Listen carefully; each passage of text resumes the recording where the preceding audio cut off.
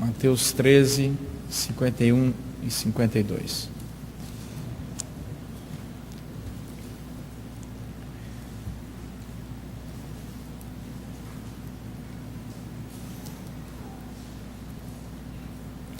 Entendestes todas essas coisas? Responderam-lhe, sim. Então lhes disse, por isso todo escriba versado no reino dos céus é semelhante a um pai de família que tira do seu depósito coisas novas e coisas velhas. Vamos ler juntos esses dois versículos? Entendestes todas estas coisas? Responderam-lhe, sim.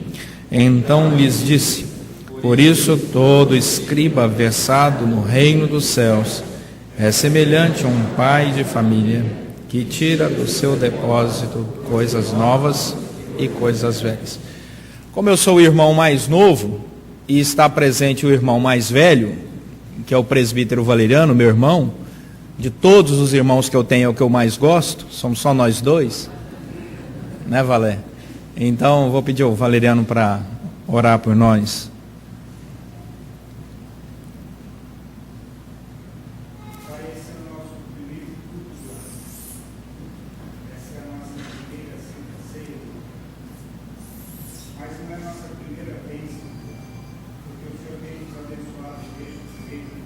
Sim, Deus. Que o Senhor continue fazendo isso, através do Leonardo. Amém. Que ele seja o escolhido do Senhor, para saciar a sede dos nossos corações. Sim, Deus. Que nós possamos sair daqui edificados, cheios do Senhor, prontos para esse novo lugar de salário. Oh, Deus. Abençoa-nos através dele e abençoa-o também, em nome de Jesus. Amém. Qual é o primeiro grande desafio que enfrentamos na nossa vida, e esse desafio vai influenciar toda a nossa existência? O primeiro grande desafio que nós enfrentamos é o desafio de andar. Você não se lembra, eu não me lembro, mas nós batalhamos muito pelos nossos primeiros passos. Eu queria que você imaginasse a cena aí de uma criança andando na sua boa memória. Sabe, com aquela fraldinha que atrapalha, mas que ajuda, porque quando você cai, ela é de fundamental importância, né? Então, é um momento muito difícil para nós, né? Mais difícil para os pais, aqueles que acompanham, porque quando você começa a andar, você começa a derrubar tudo em casa. Quando você chega na casa de alguém que tem criança pequena e está começando a andar, você sabe que aquela casa tem criança pequena, porque não tem nenhum tipo de objeto pequeno ou de forrinho nas mesas, porque senão vai tudo para o chão, é tudo limpinho, preparado para a criança poder se desenvolver. E é interessante porque esse desafio é o desafio do equilíbrio. O que é andar se não equilibrar-se sobre duas pernas? E é interessante porque quando a criança começa a se equilibrar, ela às vezes joga o bracinho para frente, joga o bracinho para trás, tentando buscar esse equilíbrio. E se tem algo que vai durar a nossa vida inteira, é a busca pelo equilíbrio. Ele deixa de ser físico a partir do tempo que você desenvolve já a sua capacidade de andar, e daqui a pouco você não apenas anda com desenvoltura, mas você já corre. E a criança, ela logo que aprende a andar, ela aprende a correr, ninguém ensinou, é algo que ela desenvolve com muita facilidade, e ela corre com toda a energia, e você vê os pais correndo atrás com toda a energia, no primeiro mês, no segundo mês, no terceiro mês já nem tanto, no quarto mês fala, menino. No quinto mês o menino pode correr na igreja livremente, porque os pais já estão tão acostumados que, deixa correr, né? E assim vai. Então, nós experimentamos essa desenvoltura no andar, no correr, no caminhar. Mas esse equilíbrio físico, ele não se desenvolve junto com o equilíbrio emocional e espiritual. O equilíbrio emocional e espiritual, ele implica numa jornada muito maior do que alguns meses. Não é porque você anda bem, corre bem, que você tem equilíbrio emocional e espiritual. E se nós pudéssemos fazer um desafio para nós mesmos em 2012, eu gostaria de propor que você em 2012, junto com a dieta que você falou que ia fazer, junto com o exercício da academia que você já disse que vai começar, junto com a caminhada diária que você falou que vai fazer, com o inglês que você vai retornar aos 83 anos de idade à escola, que você se matriculou na adolescência, junto com tudo isso, eu queria que você fizesse hoje um compromisso para 2012, melhor do que todos esses. Em 2012 você vai buscar equilíbrio espiritual e emocional. Amém? Então tá bom. Então fala para a pessoa do seu lado aí, 2012 é o ano do equilíbrio, vai lá. Eu não sei porque alguns maridos estão falando para a esposa equilíbrio financeiro também. Eu não disse isso. Eu estou falando só do equilíbrio emocional e espiritual. Mas esse ano eu gostaria que esse fosse não só o meu objetivo pessoal, mas o objetivo compartilhado. Porque uma pessoa equilibrada, ela desvia dos obstáculos, ela desenvolve a sua jornada de vida muito melhor, ela consegue vencer. Vamos dar uma olhada nesse texto, mantenha a sua Bíblia aberta aí em Mateus capítulo 13, vamos entender o contexto do texto que nós lemos, para ver o que é essa conversa entre Jesus e os seus discípulos aqui em Mateus capítulo 13. Se você já fechou a Bíblia, por favor, reabra e deixa aberto aí que nós vamos citar várias vezes o texto. Mateus capítulo 13. O texto conta uma história, esse texto ele tem alguma coisa que aconteceu antes, porque se você ler o versículo que nós lemos, ele é uma conversa. Ele diz, entendestes todas essas coisas? Que coisas? Então existe aí um contexto, os textos anteriores de uma conversa. O capítulo 13 vai contar para nós o tema dessa conversa. Capítulo 13, versículo 11. Aparece aí no versículo 11 o seguinte, na conversa entre eles. Ao que respondeu, porque a vós outros é dado conhecer os mistérios do reino dos céus. Os mistérios do reino dos céus. Agora olha o versículo 24. Outra parábola lhes propôs, dizendo, o reino dos céus. Agora olha o versículo 31. Outra parábola lhes propôs, dizendo, o reino dos céus. Agora olha o versículo 33. Disse-lhes outra parábola, o reino dos céus. Interessante, olha o versículo 43. Então os justos resplandecerão como o sol no reino de seu Pai. Versículo 44. O reino dos céus é semelhante a um tesouro oculto no campo. E aí por diante. Versículo 45. O reino dos céus. Versículo 47. O reino dos céus é semelhante a uma rede. Versículo 52. Então lhes disse, por isso todo escriba versado no reino dos céus. Pergunta aos teólogos da igreja presbiteriana da Gávea, qual é o assunto? Pronto, acabou, podemos ir embora, foi um prazer falar com os irmãos nessa noite. Amém? O reino dos céus é o assunto. Não adianta procurar outro assunto, o assunto é esse. Agora olha o versículo 51 do texto que nós lemos aí. O versículo 51 fala que Jesus está tendo uma conversa com seus discípulos e a conversa é particular. Ele diz assim, entendestes todas estas coisas. Que coisas? As coisas relativas ao reino dos céus. Agora essa conversa, ela nasceu lá no versículo 36 do capítulo 13.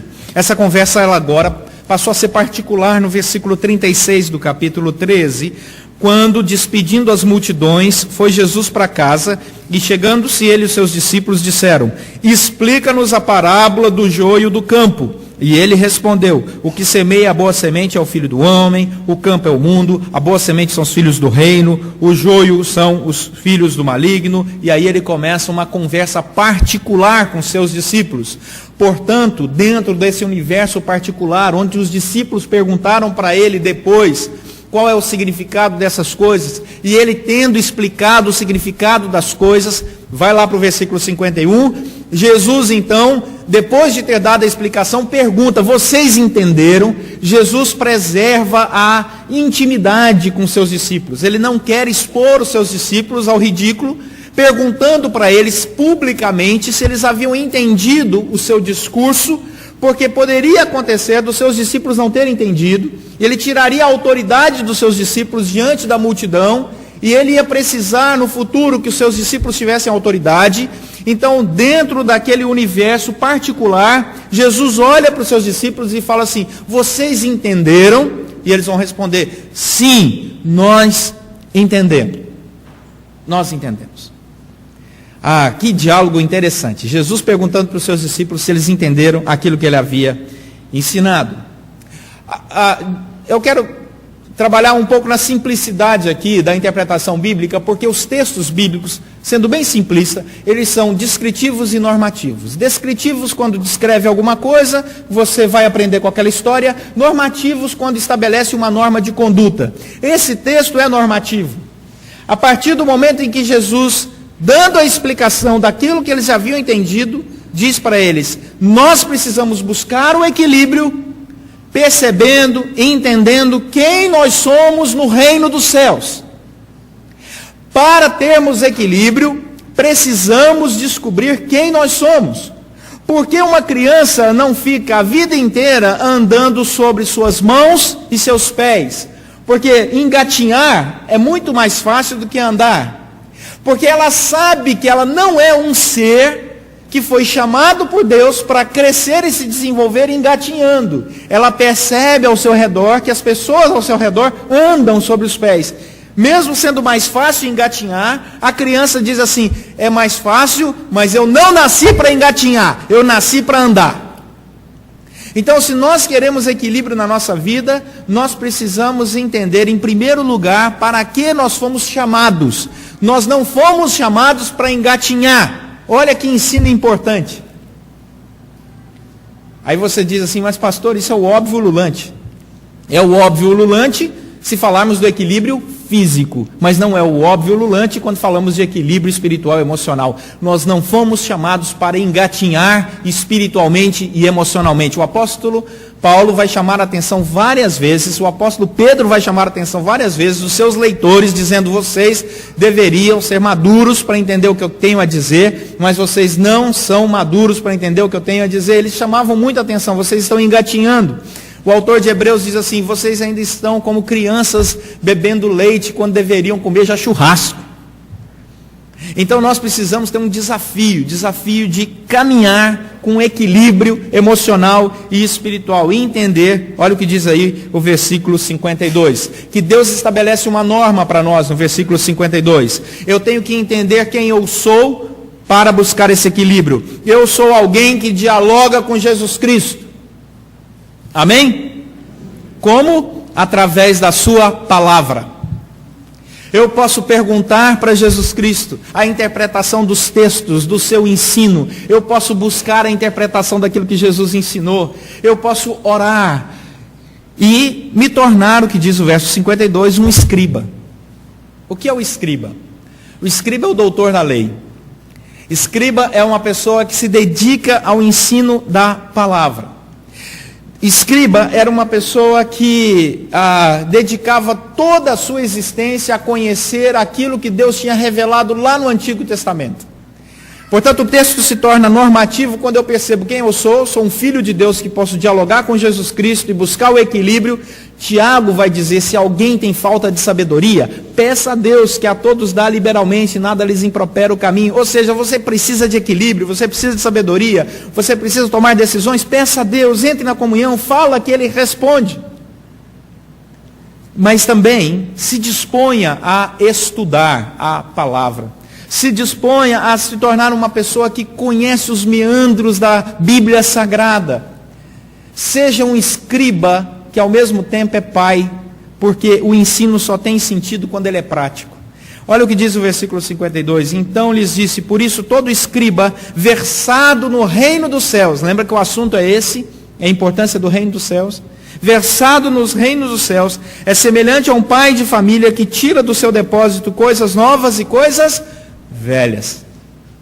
O que ele quer dizer aqui, e é muito interessante a tradução, porque a melhor tradução não é versado, mas a melhor tradução é um escriba que se tornou discípulo do reino dos céus. Essa seria a melhor tradução do grego para essa frase aqui.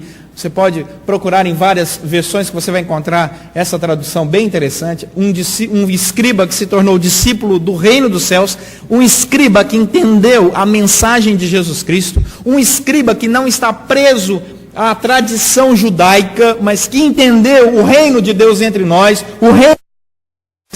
Ele diz: um escriba que se converteu, um escriba que entregou a sua vida para Jesus Cristo, Um escriba que sabe o que é a palavra de Deus e sabe quem é Jesus Cristo e se relaciona com Ele. Nós precisamos buscar o equilíbrio como esse homem, ou seja, como uma pessoa que é doutor da lei, mas que olha para o seu relacionamento com o outro como um pai olha para o seu filho. Ele não olha de cima para baixo, mas ele olha com um coração aberto, amoroso, como alguém que pode ensinar, educar e trazer equilíbrio para a vida do outro. Então, se eu quero buscar equilíbrio para a minha vida em 2012, a primeira coisa que eu preciso entender é quem eu sou diante do reino de Deus.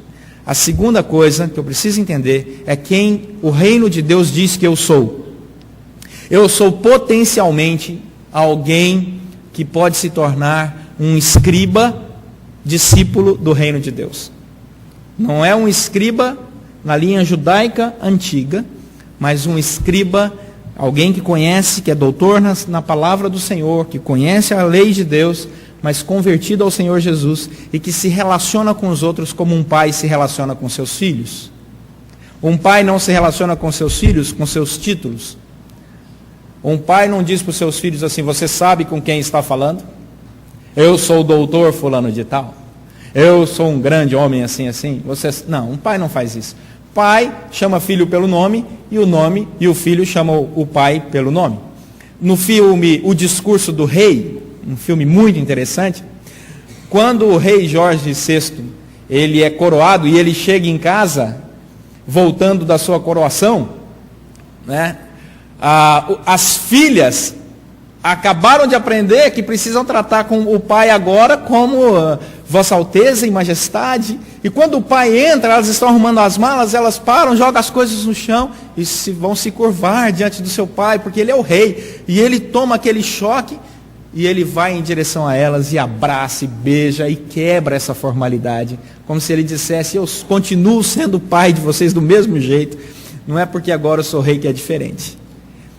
É assim que Deus se relaciona conosco, é assim que Deus nos diz para nos relacionarmos uns com os outros. Como um pai que, ao reconhecer o ensino e o chamado de Deus para a sua vida, tem subsídios bíblicos para ensinar os outros.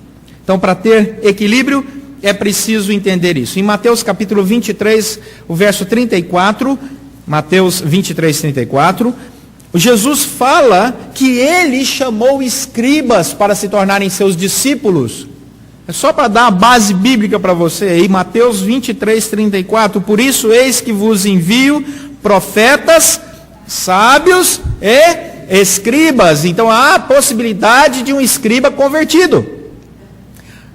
Olha que coisa impressionante, porque alguns acham que escribas não podem ser convertidos, mas Jesus diz que pode. Lá no capítulo 12, versículo 35, capítulo 12 de Mateus, versículo 35, a Bíblia vai dizer que para ser equilibrado nós precisamos reconhecer os nossos tesouros. Eu sei quem eu sou e sei o que tem na minha mão. Uma pessoa equilibrada, ela sabe quem ela é e ela sabe o que ela tem na sua mão. E o capítulo 12, versículo 35 diz: o homem bom tira do tesouro bom coisas boas, mas o homem mau do mau tesouro tira coisas más. Aí você vira a página, volta para o nosso texto, e você entra no nosso texto agora com uma nova visão. A visão de um escriba que se tornou discípulo do reino dos céus, mas que se assemelha a um pai de família, que tira do seu depósito. A palavra tira é a mesma usada lá em Mateus capítulo 12, e a palavra depósito é a palavra tesouro no grego. Tira do seu tesouro coisas novas e coisas velhas. Então, se eu quero ser equilibrado no reino de Deus, se eu quero ser equilibrado na minha vida pessoal, eu devo reconhecer quem eu sou, eu devo reconhecer o que tenho às mãos, que é a palavra de Deus que me traz orientação, e eu devo aprender a retirar da palavra de Deus as coisas velhas e as coisas novas.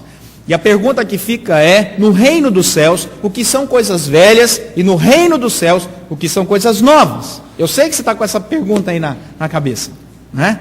No reino dos céus, as coisas antigas são as revelações do Antigo Testamento. Então, as coisas antigas era quando o escriba, versado no reino, ia lá atrás e falava assim: olha, já no Antigo Testamento Deus dizia sobre isso, nos orientava sobre isso, revelava a sua vontade, e na história de pessoas lá do Antigo Testamento ele agiu assim, assim, assim, assim. Então, se nós queremos ter equilíbrio na nossa vida, nós precisamos olhar para o passado como um discípulo do reino de Deus. F.F. Bruce, um comentarista, diz que o discípulo do reino, como esse escriba, tem sempre fresca na sua mente, na sua memória, os tesouros antigos e espirituais das escrituras sagradas ou da tradição cristã. E aí Robinson, um outro comentarista, diz: então, esse homem tira essas coisas frescas e também coloca sobre a mesa, no mesmo valor das coisas antigas, da revelação do Antigo Testamento, porque o Deus que se revelou no Antigo Testamento é o mesmo Deus que se revela no Novo Testamento. As coisas antigas do Antigo Testamento revelam o Deus que agia de determinada maneira no Antigo Testamento e que não mudou a sua maneira de agir e de se relacionar com seus filhos, porque o caráter de Deus é imutável. Ele ainda age debaixo da sua justiça, misericórdia, graça, e ele cuida dos seus. Eu vou contar para vocês uma história de um homem chamado Roboão, ou um dos filhos de Salomão. Quando Salomão morreu, Roboão foi lá pegar o reinado. E em 1 Reis, capítulo 12, verso 6 e verso 8, diz que Roboão reuniu os antigos conselheiros do rei, e disse assim para os antigos conselheiros do rei: o que é que vocês me orientam, porque eu agora acabei de assumir o reinado aqui, para que eu possa guiar o povo? E os antigos conselheiros do rei, do pai dele, falaram assim: olha, tenha misericórdia, haja com delicadeza sobre a vida do povo, cuida do povo. O povo ama um rei que é cuidadoso, um rei que é amável. E diz lá em 1 Reis, capítulo 12, que Roboão não ouviu os conselheiros antigos do rei. Ele preferiu, versículo 8, ir até os novos conselheiros, aqueles jovens que haviam crescido com ele. E eles falaram assim: rapaz, se você for muito amoroso com esse povo não vai te respeitar. Seja duro em cima deles, bata pesado. E Roboão, diz lá 1 Reis, capítulo 12, preferiu abandonar os conselhos antigos e ficar com os novos conselhos. Resultado, afundou o seu reinado. Foi um péssimo rei, totalmente desaprovado pelo Senhor. Ele não soube guardar as coisas antigas. Ele foi um desequilibrado no momento em que a tradição e a experiência ajudariam muito. Mas olha lá o nosso texto. O texto vai dizer que o pai de família, ele tira do seu depósito coisas novas também. Ele tira coisas novas porque Deus se revelou no Novo Testamento, é a nova aliança. Para ter equilíbrio, nós precisamos aprender com o novo, resgatar o antigo e mantê-lo, mas também precisamos estar abertos para o novo. E aí vai dizer que o Novo Testamento revela um Deus que não muda absolutamente nada. Jesus diz assim: eu não vim revogar a lei, eu vim cumprir a lei. Quando Jesus disse isso, Jesus estava numa tradução revista e atualizada pelo reverendo Leonardo Israel, dizendo assim: lembra do Deus lá do Antigo Testamento? Não mudou nada, eu continuo do mesmo jeito. O que eu falei está valendo. Minhas promessas continuam valendo. Jesus Cristo começa a se relacionar. E aí nós encontramos uma outra pessoa que comete um tremendo equívoco, que é o apóstolo Paulo. Paulo é alguém que só olha para o passado antes da sua conversão. Paulo não olha para o presente, Paulo não olha para o futuro. E o que Paulo faz? Quando o novo chega, ele diz: não, a minha função é guardar o passado, guardar a tradição. Vamos matar Estevão, esse que vem com um discurso novo sobre Jesus Cristo. Até que ele se converte. E ele percebe que não precisava ter jogado o antigo fora, só precisava ter assimilado o novo, porque tanto o Antigo Testamento quanto o Novo Testamento revelavam o mesmo Deus. Para ser equilibrado, nós temos que guardar as tradições do Antigo, mas também estarmos abertos para o Novo. E isso é, sem dúvida nenhuma, uma graça que só Deus pode trazer ao nosso coração. Os discípulos perceberam isso. E principalmente depois da ressurreição, compreenderam muito mais o que era a vontade de Deus. Tiveram uma visão mais ampliada sobre a ação de Deus. E perceberam que o Antigo Testamento não tinha sido invalidado, mas era apenas a preparação para a grande revelação que viria no Novo Testamento. E com frequência citavam o Antigo Testamento como base de fé deles, para as coisas novas que estavam acontecendo agora no Novo Testamento. Pedro é um exemplo claro, quando no seu discurso pós-Pentecoste, ele diz assim: gente, não se assustem, essas pessoas não estão embriagadas como vim dispensando, porque está de tarde ainda. Eu acho interessante essa explicação. Parece que Pedro disse, se fosse à noite até seria, né? Aí ele diz assim, olha, o que está acontecendo aqui é o que foi predito lá no Antigo Testamento, ou seja, o novo tem que ser lido à luz da promessa do Antigo. E aí ele abre as portas, faz o link, as pessoas compreendem a ação do Espírito Santo de Deus. José é o melhor exemplo de alguém que lê o passado e se lança para o futuro na perspectiva correta. José foi vendido pelos seus irmãos, foi escravo, foi preso, foi jogado nos piores lugares, mas Deus carregou José lá no Egito, os irmãos se lembram, e deu a José um cargo importante no Egito. E José agora é o vice-homem do faraó, é o segundo homem mais importante do Egito. Os seus irmãos chegam, ele se revela para os seus irmãos caem no choro, dizem, agora estamos perdidos, esse homem vai matar a gente. E ele diz assim, não se preocupem, o que aconteceu na minha história de vida foi apenas a permissão de Deus, Deus conduzindo a minha existência toda, para que nós pudéssemos agora nos lançar adiante para o novo desafio de Deus, para preservar a bênção de Deus sobre o nosso povo. Não tenho rancor do passado, mas apenas esperança para o futuro. Meus irmãos, o que é que nós levamos para casa então, à luz de Mateus 13, 51 e 52? Eu quero voltar lá à criança que começa a aprender a andar. Eu sei que você já se esqueceu, porque você se esqueceu quando você começou a andar, imagina, da primeira frase do sermão, né? Nós caímos muito, não se engane. Todos nós aqui caímos. Todos nós. Assim como caímos sempre no pecado. Mas sempre houve uma mão estendida nos levantando. Fosse do pai, da mãe, ou de pessoas que nos amavam, que nos levantavam novamente e falavam assim, é aqui ó, anda. E aí falavam aquela linguagem que ninguém tem vergonha de falar quando se trata de crianças. E você vê até o doutor, um homem super letrado, dizendo para o bebezinho, quando é neto, né? Dandá, coisa mais estranha, né? Sujeito tem cargos tão importantes no mundo. Vocês já imaginaram? E ele segura ali o netinho e fica, dandá, vovô, dandá, vovó, né? Dá vontade de filmar. E hoje no Fantástico, na retrospectiva, né? 2011, mostraremos os homens mais importantes, as mulheres mais importantes. Já pensaram Margaret Thatcher? Margaret Thatcher, dandá, vovó, dandá, né? Nós já passamos por tudo isso. E foi lúdico, e foi poético, e foi bonito, porque era um momento de amor. Deus está nos levantando e falando assim, vamos lá, equilibre-se, vamos lá, e não se engane. Deus dá muitas boas risadas quando tropeçamos e caímos buscando o equilíbrio, não no pecado, mas buscando o equilíbrio. Mas quando nos machucamos no pecado, Ele também chora por nós. E chorou tanto que mandou o seu Filho para que nós pudéssemos ser resgatados do pecado. E não mais vivêssemos debaixo do jugo das trevas. Nós devemos nos lembrar que já caímos muito, mas sempre fomos levantados pela graça de Deus. Já perdemos a paciência em momentos que não poderíamos ter perdido, mas Deus teve misericórdia. Já em muitos momentos da nossa vida dispensamos o ensino e aquilo que aprendemos no passado, achando que nós não tínhamos nada o que aprender com o passado, mas Deus teve misericórdia e nós olhamos para o passado da maneira correta e aprendemos com Ele. Então, se nós queremos ter equilíbrio em 2012, 3 coisas importantes. Primeiro, saiba quem você é.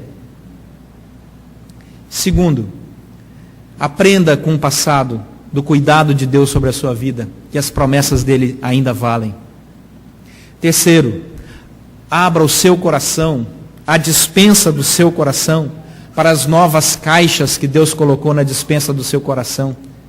que acabaram de chegar lá pelo correio, pelo SEDEX celestial, e abra e use o que é novo, porque Deus tem coisas novas e maravilhosas para aqueles que sabem andar com Ele. E como é bom abrir as novidades de Deus para a nossa vida e descobrir que no passado, no presente, e descansar que no futuro, Deus que se revelou continuará cuidando das nossas vidas. Uma vida equilibrada é uma vida que descansa na providência de Deus, que olha para o seu passado dizendo, Deus cuidou de mim, que olha para o seu presente e diz, Deus tem algo muito maior e melhor para mim, que olha para o seu futuro e diz, eu sei em quem tenho crido, e estou bem certo que Ele vai guardar o meu até... Lembre-se que a palavra é a mesma, não é depósito, é tesouro. Que o Senhor assim faça conosco. Amém? Vamos orar.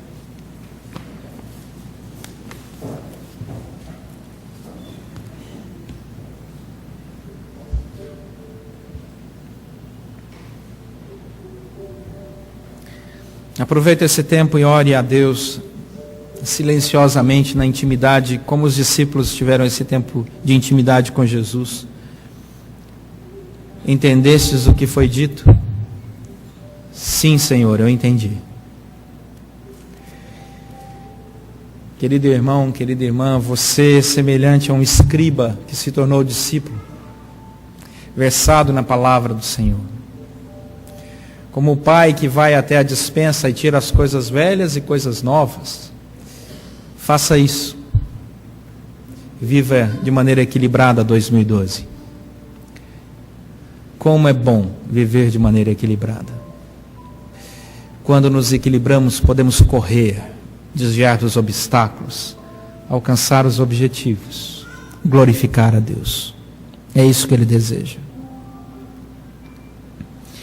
Senhor, nosso Deus e Pai, somos bebês diante do Senhor. E precisamos muito do Teu amparo para alcançarmos equilíbrio espiritual, emocional, físico, financeiro. Precisamos de Ti, Senhor. Toma-nos pela Tua boa e doce mão e conduze-nos. Coloca no nosso coração a certeza de que o Senhor nunca nos abandonou no passado, o reconhecimento da Tua boa mão sobre nós. E enche o nosso coração da certeza, da alegria, de que o Senhor também estará ao nosso lado no futuro que virá. Obrigado, Senhor, porque sabemos que o futuro contigo é o melhor. O Senhor irá nos proteger, o Senhor irá nos guardar, o Senhor irá se alegrar conosco e nós nos alegraremos em Ti. Obrigado, Senhor. Abençoa cada família aqui representada nessa caminhada. E abençoa o nosso ano, pois nessa primeira noite dedicamos a Ti em nome de Jesus Cristo. Amém.